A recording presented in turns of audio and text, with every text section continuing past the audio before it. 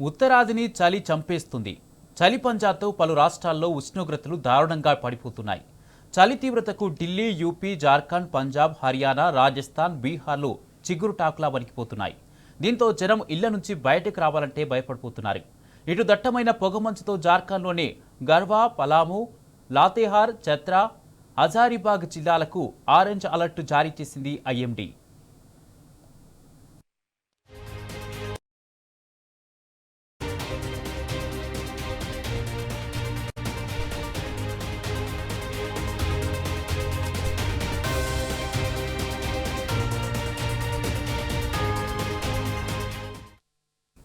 మరోవైపు జమ్మూ కాశ్మీర్, ఉత్తరాఖండ్, హిమాచల్ ప్రదేశ్లను మంచు ముంచుకొస్తోంది.